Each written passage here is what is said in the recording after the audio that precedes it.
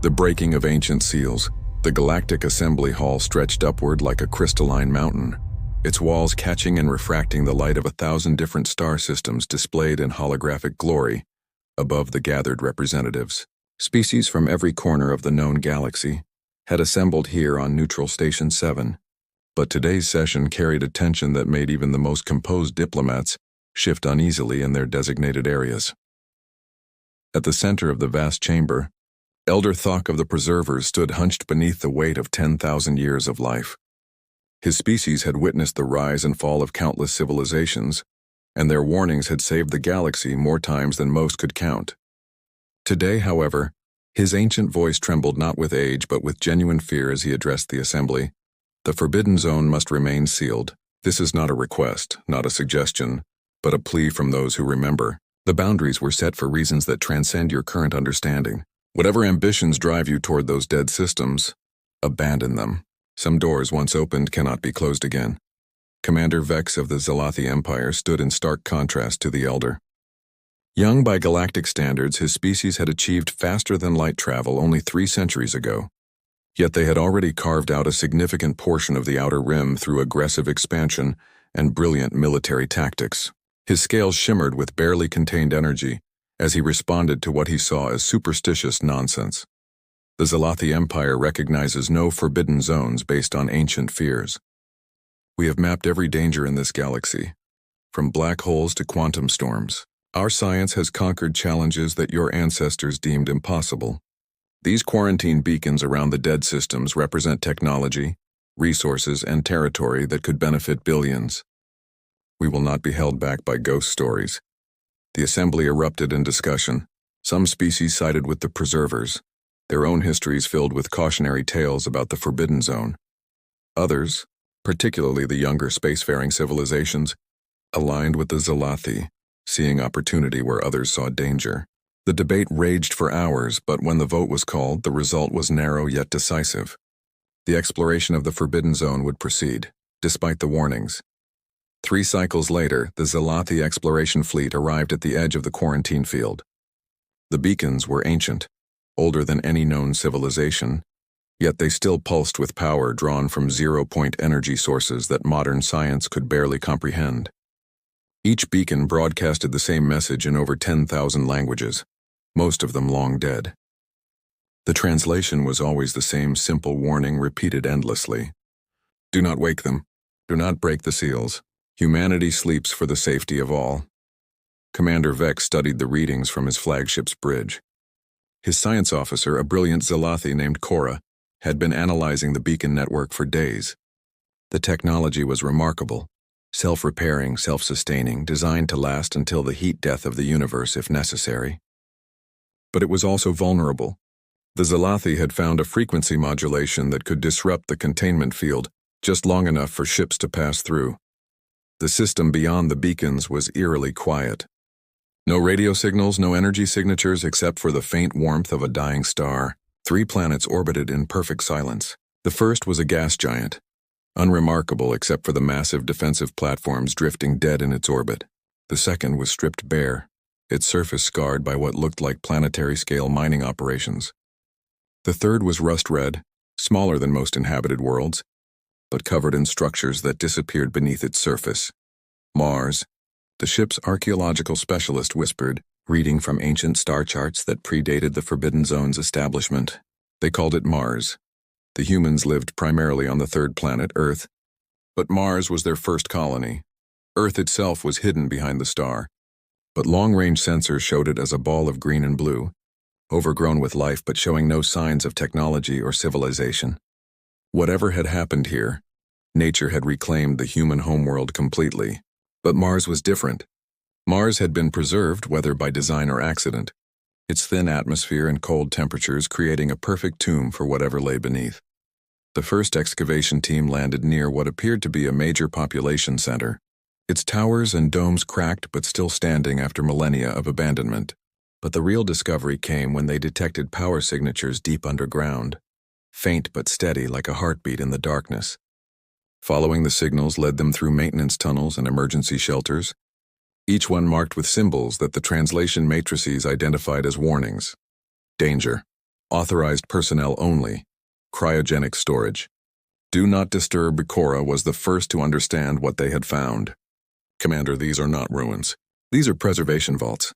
The humans, they are not extinct. They put themselves to sleep. Thousands, maybe millions of them, all in cryogenic suspension. The systems are still active, still maintaining them. Vex felt a moment of uncertainty, but ambition quickly overwhelmed caution. Think of what we could learn from them. An ancient species preserved perfectly, their knowledge and technology intact. We could study them, understand why they were sealed away. Perhaps the danger they represented has passed. Perhaps they were sealed unjustly. The debate among the expedition team was fierce but brief. Some wanted to leave immediately, to reseal the beacons and pretend they had never come. Others shared Vex's curiosity and ambition. In the end, hierarchy prevailed.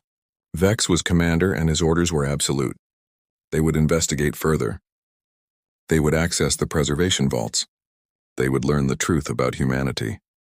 The central vault was massive, carved deep into the Martian bedrock and reinforced with materials that defied scanning.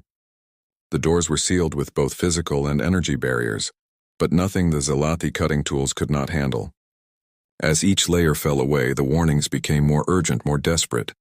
The final barrier was not technological but biological, a membrane that seemed almost alive, pulsing with bioluminescent patterns that spelled out a final message in perfect Zalathi script. Though their language had not existed when this was created. You have been warned. The responsibility is yours. When they wake, they will remember everything. They will remember why they slept. They will remember what hunts between the stars. And they will do what they have always done. They will fight. The question is whether you will stand beside them or in their way. Vex ordered the membrane breached. The moment it tore, every piece of technology in the vault activated simultaneously. Lights flared to life, illuminating row upon row of cryogenic pods stretching back into darkness. Each pod contained a human, frozen in time but beginning the warming process. Status displays showed the revival sequence had begun and could not be stopped. The humans were waking up.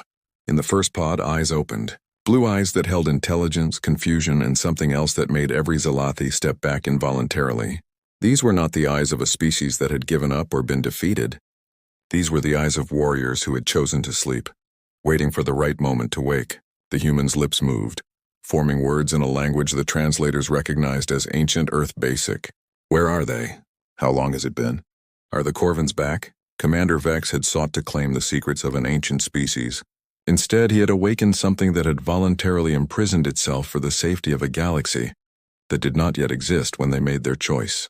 The first human sat up, muscles responding despite millennia of stillness, and looked directly at Vex with an expression that might have been gratitude or might have been pity. You should have listened to the warnings. But since you did not, we need to work quickly. The seals are broken. They will know we are awake. The Corvins always know. How many ships do you have? How many species stand ready to fight? Because whether you meant to or not, you have just started a war that we put ourselves to sleep to postpone. Around them, thousands more pods began to hum with activation sequences. Humanity was returning to a galaxy that had forgotten why they left. And somewhere in the dark between stars, ancient sensors detected the breaking of the seals and began to relay signals to things that had been searching for this very moment, for longer than most civilizations had existed. Humanity's return to the stars. The human who had spoken first identified himself as Colonel Marcus Chen, though he admitted the rank probably meant nothing after sleeping for what his pod's chronometer indicated had been 12,000 years. He moved with surprising grace for someone who had been frozen for millennia, his muscle memory intact as he helped other humans emerge from their cryogenic sleep. Each one who woke immediately asked the same questions. How long? Are they back? Who woke us? Within 6 hours, over 1,000 humans were conscious and organizing, with an efficiency that astounded the Zalathi observers. They fell into roles without discussion, some heading to ancient terminals that flickered to life at their touch, others beginning to check weapons and equipment that had been sealed with them.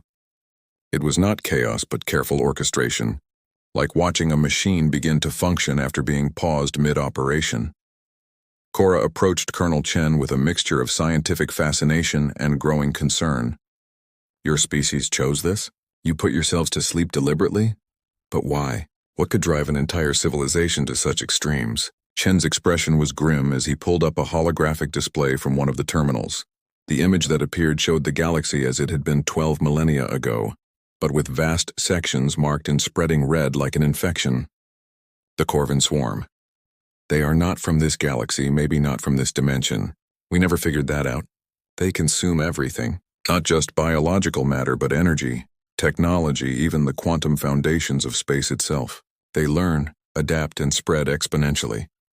The display shifted, showing massive battles, entire star systems being consumed by writhing darkness that defied physics.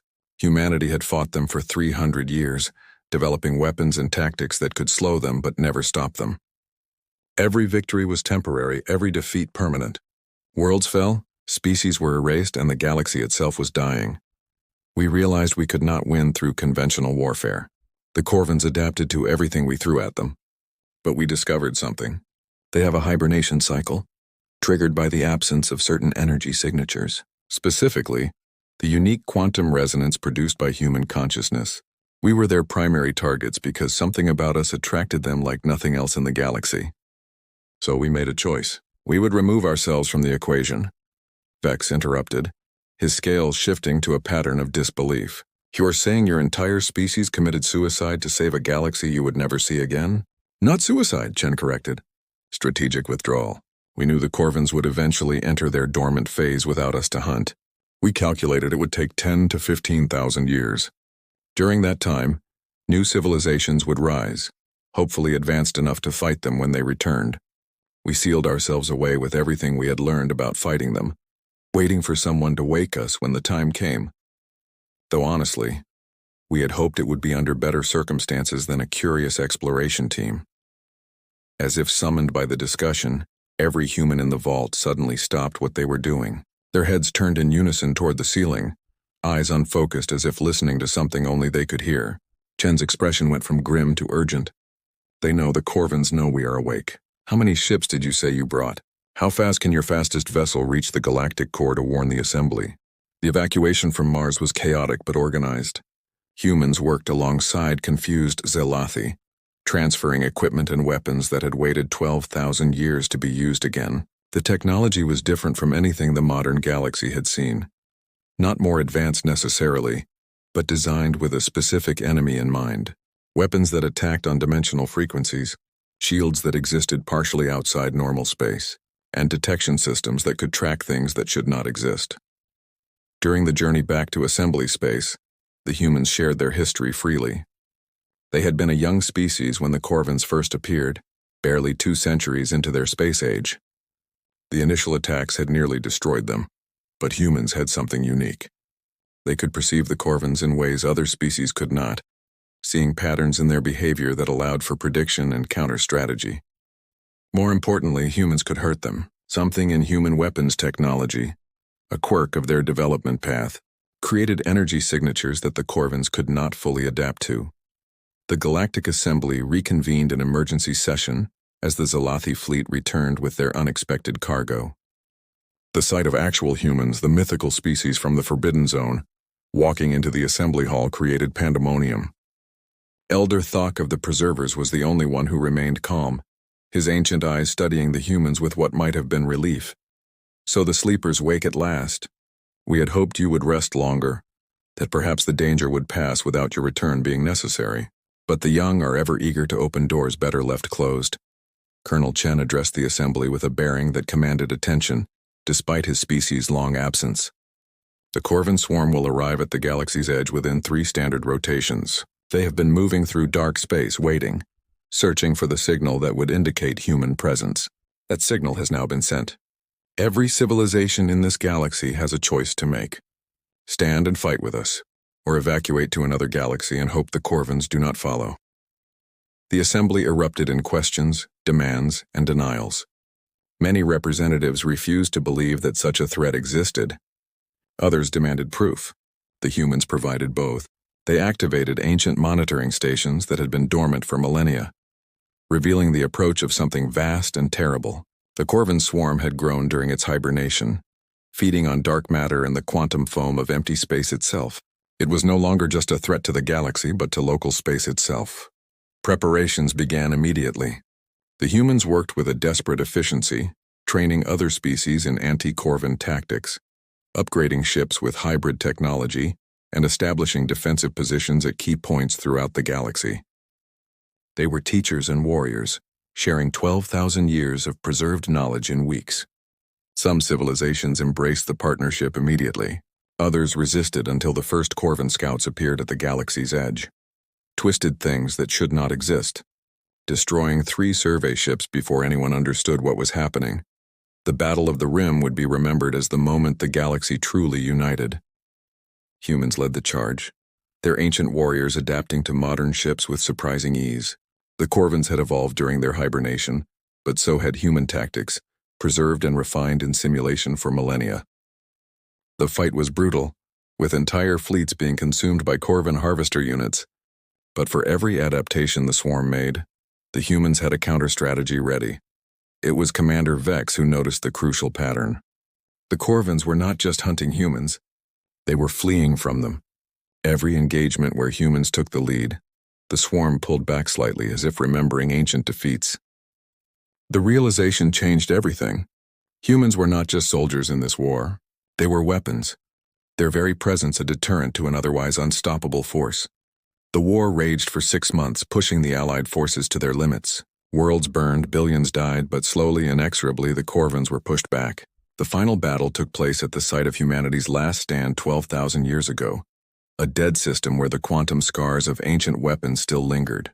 There, Colonel Chen led a desperate gambit, using preserved human technology to create a dimensional fold that would trap the majority of the Corvan swarm in a pocket universe, sealed away perhaps forever. The plan worked, but at a cost. 3/4 of the human survivors sacrificed themselves to maintain the fold long enough for it to stabilize. Chen was among the survivors, his expression hollow as he watched the dimensional rift seal, taking with it both the enemy and so many of his people who had awakened, only to die. But the galaxy was saved and the Corvans were contained, this time properly and permanently. In the aftermath, the Galactic Assembly offered humanity anything they desired. Worlds, resources, positions of power, all were theirs for the taking. The humans declined most of it, asking only for a few worlds to rebuild their population and the resources to maintain the dimensional seal. But they also asked for something else, something that surprised everyone. They wanted to remain awake, to stand guard, to be ready if the Corvans or something worse ever threatened the galaxy again. Elder Thok spoke for many when he addressed the human delegation one final time. "We warned against waking you because we feared what you represented. Now we understand. You are not the danger we thought you were. You are the guardians who chose to sleep so that we might live, and who woke to ensure we would continue to do so. The galaxy owes you a debt that can never be repaid." Colonel Chen's response was characteristically human, mixing humility with determination. "We do not seek repayment. We seek purpose. For 12,000 years we dreamed of a galaxy at peace, where species work together against common threats. Today we have seen that dream realized. Let us make sure it never needs to sleep again." The Forbidden Zone was officially dissolved, its beacons repurposed to maintain the dimensional seal. Humanity took its place among the galactic community, not as conquerors or rulers, but as watchers and protectors. They shared their technology freely, helped younger species develop defenses against threats both known and theoretical, and stood ready to face whatever darkness might emerge from the void. Commander Vex, whose ambition had started everything, became one of humanity's strongest allies, learning that true strength sometimes meant knowing when to listen to warnings and when to break them. The galaxy had been transformed by humanity's return, made stronger by facing its greatest threat and surviving. And in the depths of space, human sentinels stood watch, ensuring that this time, the peace would last and the warnings would be heeded, until the day they were needed once more.